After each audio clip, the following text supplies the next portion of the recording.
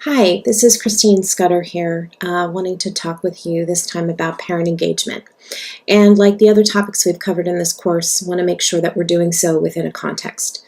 This is from a presentation that I created and presented with my colleague Christina Feliciana, who also teaches students who are working on their PPSC, students who are interested in working in schools as social workers.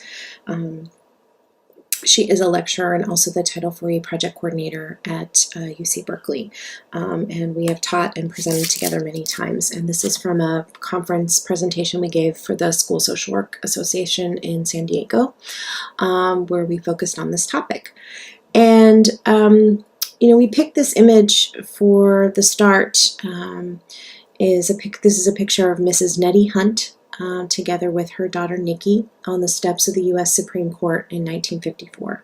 She's holding a picture of a newspaper citing the court decision on Brown versus Board of Education. And I wanted to start with this image because it's important for us to remember as we think about parent engagement, the fact that parents have been right at the forefront as well as behind, alongside their children and also school teachers and others to really facilitate necessary change in the arena of public schools. A lot of times people, when bringing up issues, teachers and, even social workers talking about this topic may say, oh, I never hear from the mom, or, I've never seen anyone, who's caring for this child.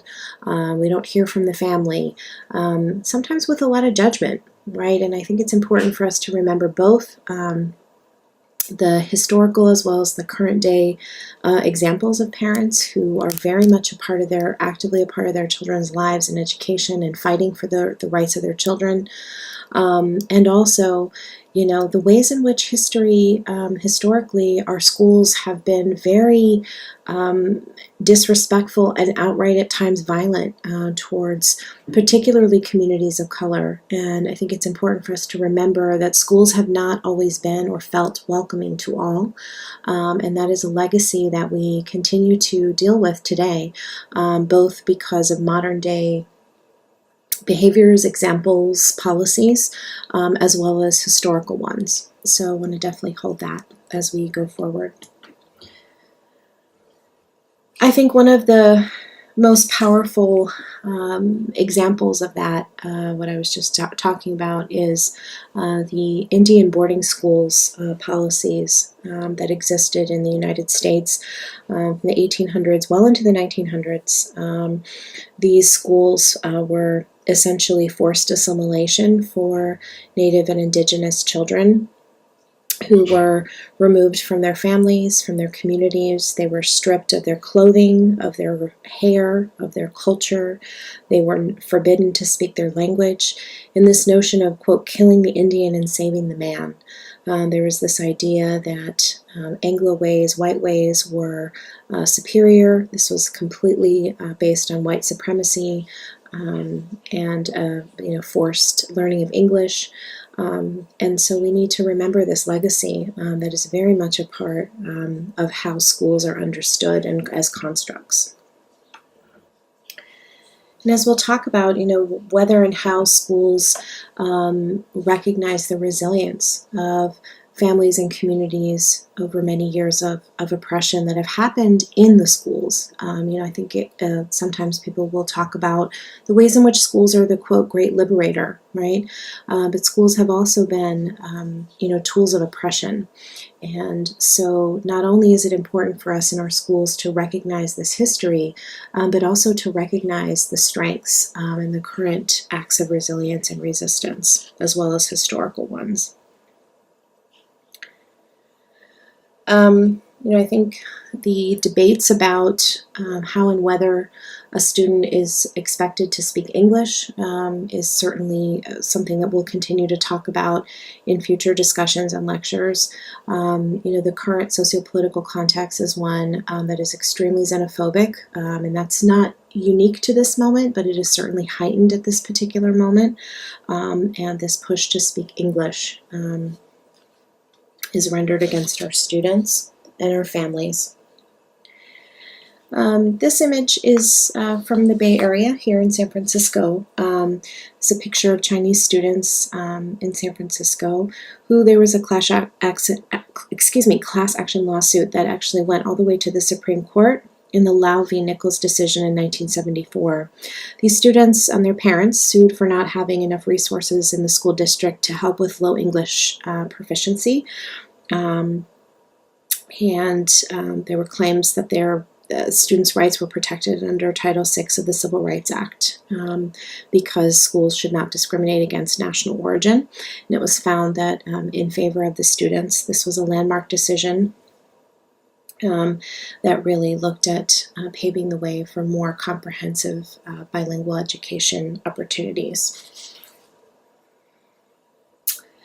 This is a picture of a letter written by a student soon after Trump was elected into office. He says, "I'm angry and sad because I think I'm going to Mexico. I don't speak Spanish. I know English. I am from Austin, Texas."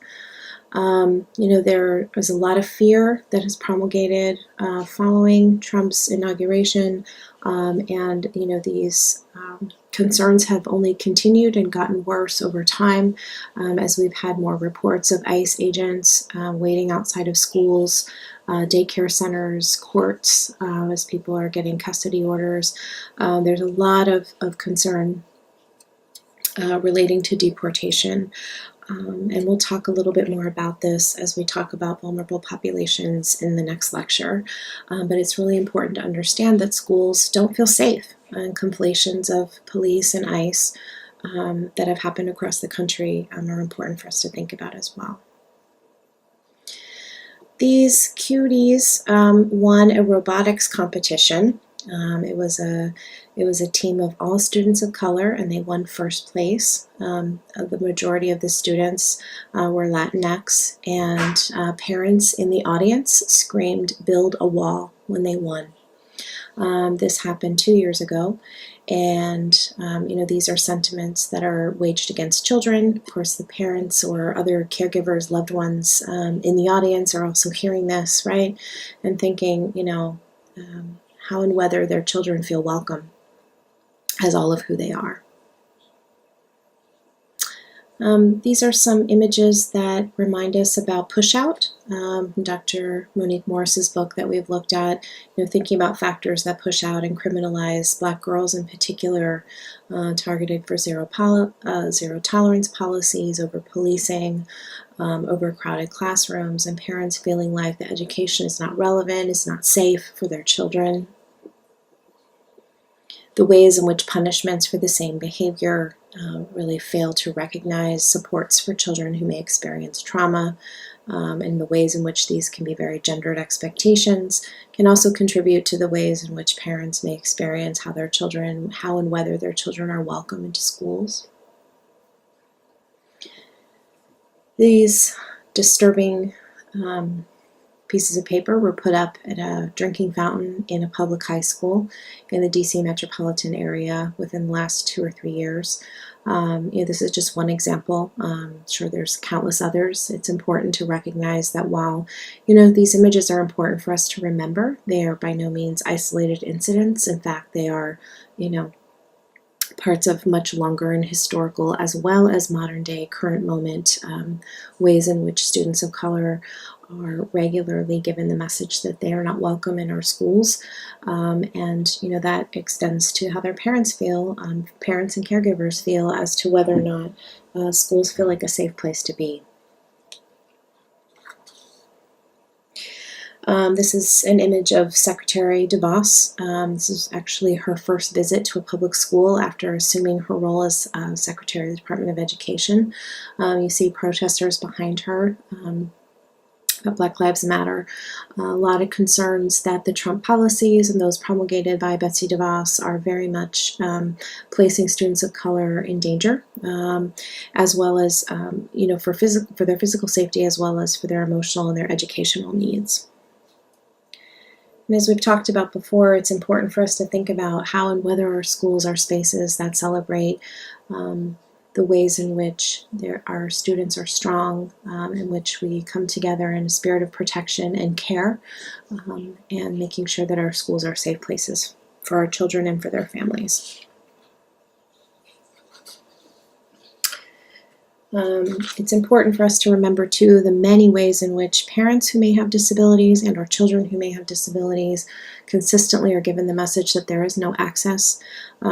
Just recently I've been working with a parent who is deaf, and the school had a translator who was not translating what I was saying. And basically was translating only part of what the parent needed to know, and they actively were telling me that the information that I was trying to relay to the mom that had to do with her child's mental health related concerns was too much, and was inappropriate, and was very paternalistic in terms of making decisions about what that parent should know. And working with the district, an unnamed district, I will say that, they did not readily have video access for an emergency translator. They did not have access to a translator readily available. We could schedule someone in advance. I mean, these are the kinds of things. It's just one tiny example of the ways in which parents do not have an ability to have adequate communication with the school. This mom was told, well, she can type, so she can type these things to us. And certainly, some things can be addressed in a pinch, but that's certainly not a way to treat families in terms of making a parent feel like they have the equal opportunity to communicate and or to physically access the school. There are plenty of schools that lack adequate care for their physical site, in terms of making sure that if there are stairs, that there's alternative ways that parents can easily access the school, and if they may have limited physical access. Also with our own students, students with disabilities are 2 to 3 times more likely to experience bullying than their non-disabled peers, right? So do schools feel safe? Are schools open and accessible? The bathroom wars and the bathroom bills, which I'll talk a little bit more about in a subsequent lecture, thinking about the rights of trans and gender nonconforming students, and the rights to use a bathroom and locker facilities that are consistent with their gender identity. Just last spring in the Achille public schools in Oklahoma, there was a pretty well-publicized incident of parents bullying a trans and gender nonconforming child. The schools, it was so dangerous that the schools had to completely shut down. It was not safe for any student to be there, as they addressed this issue of the bathrooms and addressing the issue of parents bullying children and parents bullying other parents. So the particular child who was singled out initially in this particular example that I'm talking about, their family was at physical risk, and they had to actually move and go into hiding. And so the ways in which these kinds of acts of oppression and discrimination are very violent, can cause concern both in the community and the schools themselves. And places like our Family Coalition in San Francisco offer a lot of support for families who may have similar concerns, and also places like Gender Spectrum and the Transgender Law Center, which I'll talk about.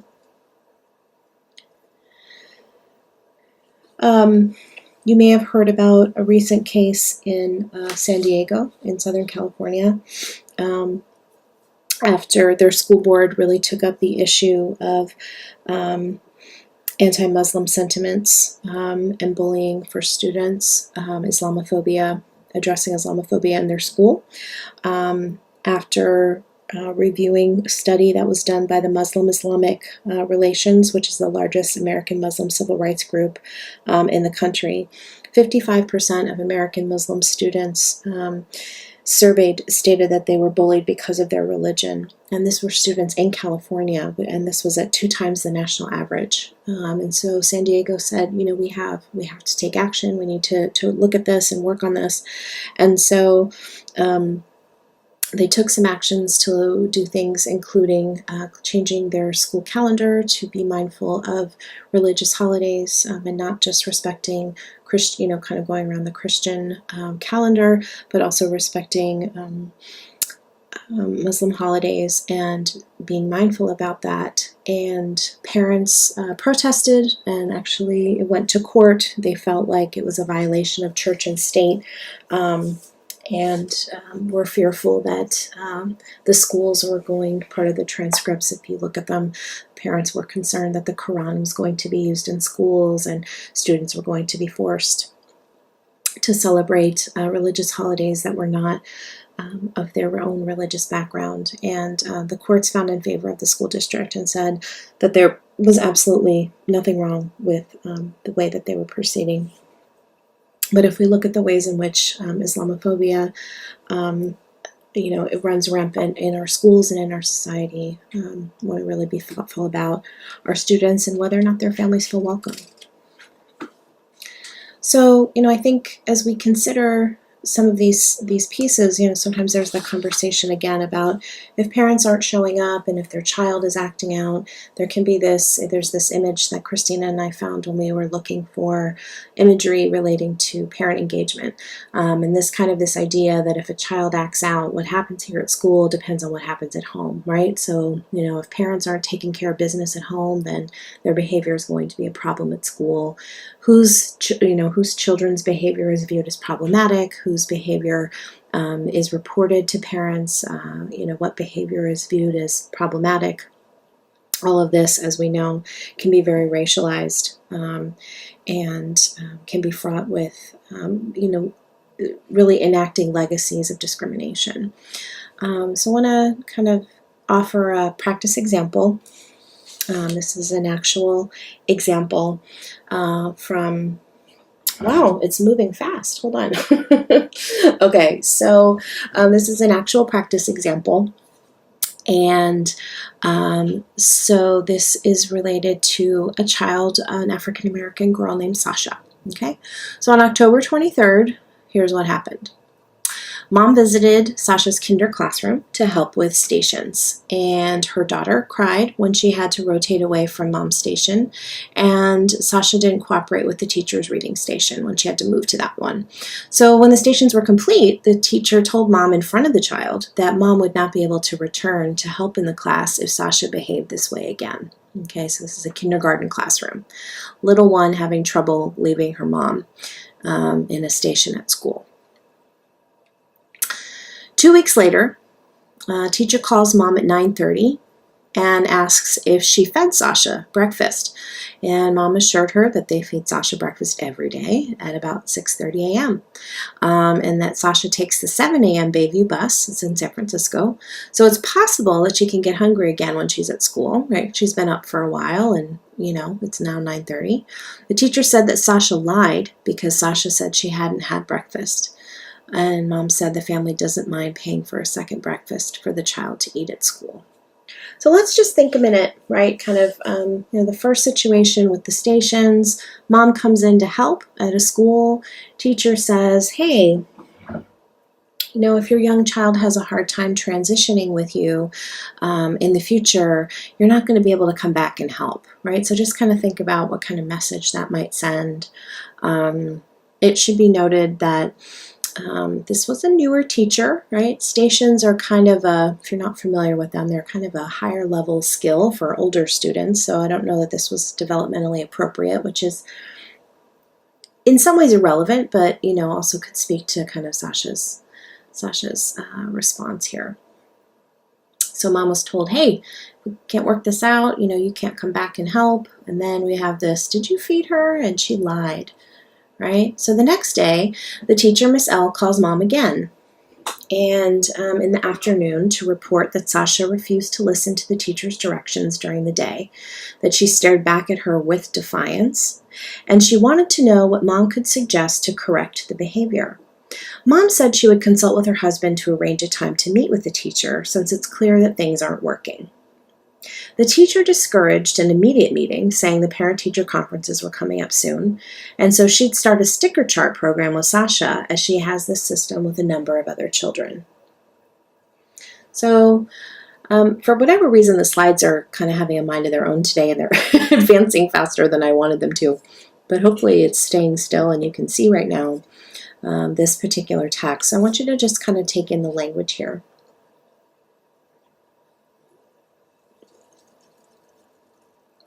Okay. So this next page is a copy of the sticker chart. And so we have the name of Sasha, and it says, I said, yes, Miss L, after each direction to do this today. So she has to say, yes, Miss L, after morning circle, calendar, after recess, language arts, after lunch, free play, and closing circle. So 1, 2, 3, 4, 5, 6, 7 times a day, she has to say yes at Miss L after each direction.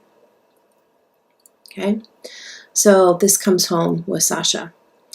And so after seeing the chart, Mom emails the teacher and the vice principal and the principal, and she requests a meeting. She says, we're uncomfortable with the chart and the directive that Sasha must repeat, yes, Miss L, after receiving a direction 6 times a day. We haven't sent her to military school, but to kindergarten. We don't condone disrespectful behavior to adults, but we don't like the idea that her classmates have to hear her repeat this statement several times a day. Okay. Now, this particular mom, I'll tell you, it's Christina, and this is her daughter Sasha. So this is something that she experienced with her own child. You know, what Christina says when we share this together out loud is, you know, she says, you know, I didn't say this to the school, but I was definitely thinking, instead of saying military school, what she wanted to say was a plantation. She felt very much that, you know, this particular example was singling Sasha out. As a Black child. Indeed, Christina is a very active parent in the classroom and had seen sticker charts. They were taped to the desk of all the students who had them, and so they were very public, right? So a person coming into the room could visually kind of take a cue of who were the, quote, trouble kids. And Christina said, sure enough, you know, all of the kids who had the sticker charts were African-American students. This was a white teacher. She did go in and meet with her husband and with the vice principal and the teacher. It should also be noted, you know, that Christina is well known to be a school social worker and also as someone who teaches school social workers. And so, you know, I just want to say that that's certainly not your typical parent, right, in a school. And Christina knows a lot about how to advocate for her kids and has done that over many years with both of her kids. And so the school knows her, right? And so for them to do this, you know, with kind of knowing all of those things, it really, I think, shows you the ways in which some of these practices can really run out of conscious awareness. At least that was the case of this particular white teacher who really felt that she didn't realize what she was doing was discriminatory. You know, thinking of words like defiant and lying and telling parents that they are not welcome to come into school.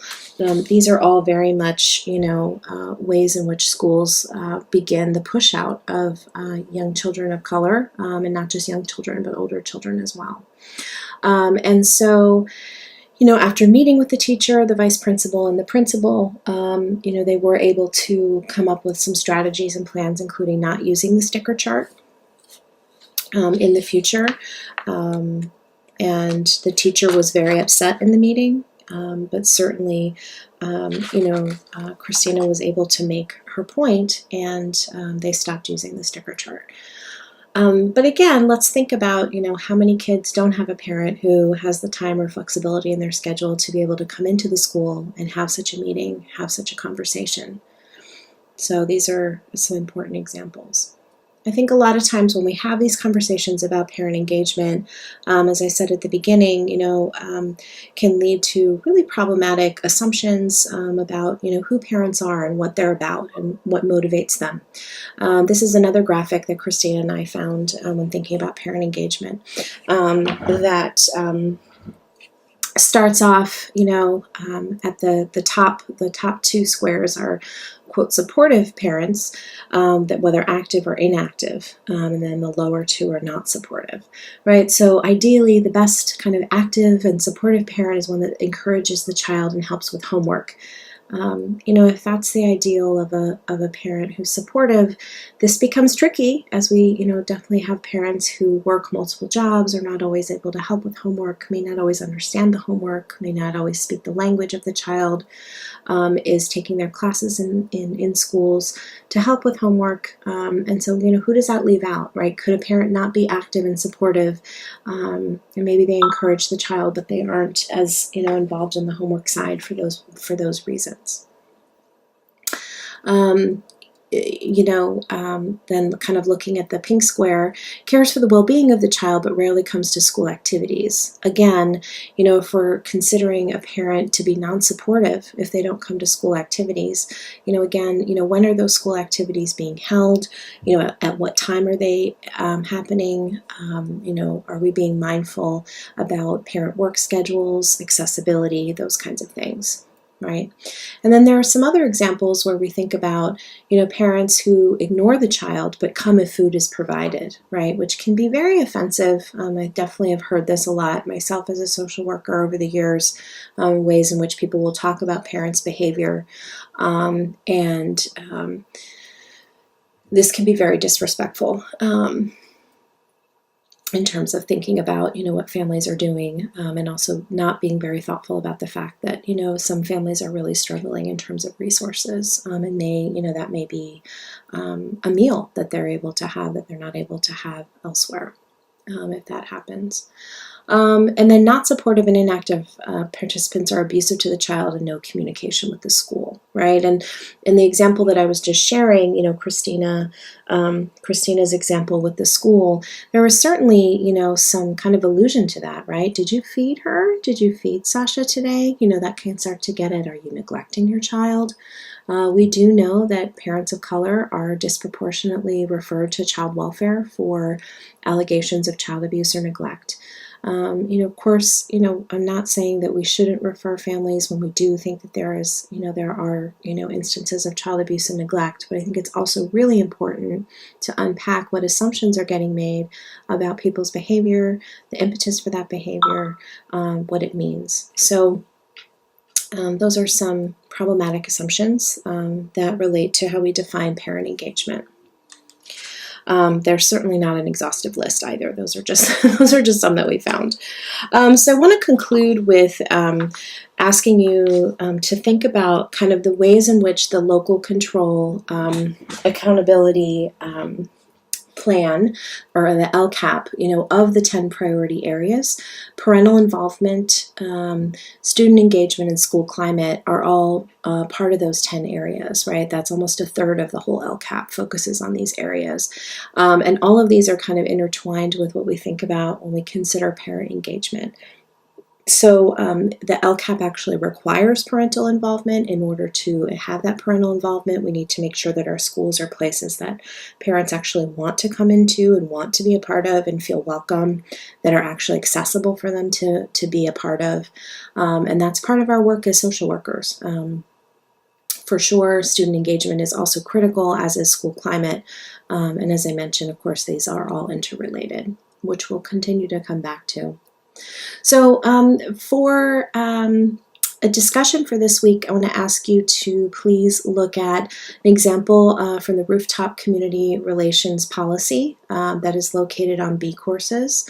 So please read this. This is an actual policy that was put together by a school in San Francisco, really trying to work with parents and children to state their expectations. So I'd like for you to take a look at this this policy as it relates to the content we've talked about here and the reading for this week, to consider how you think this plays into notions of parent engagement. Okay, so thanks for your attention, and I look forward to connecting with you in the next topic.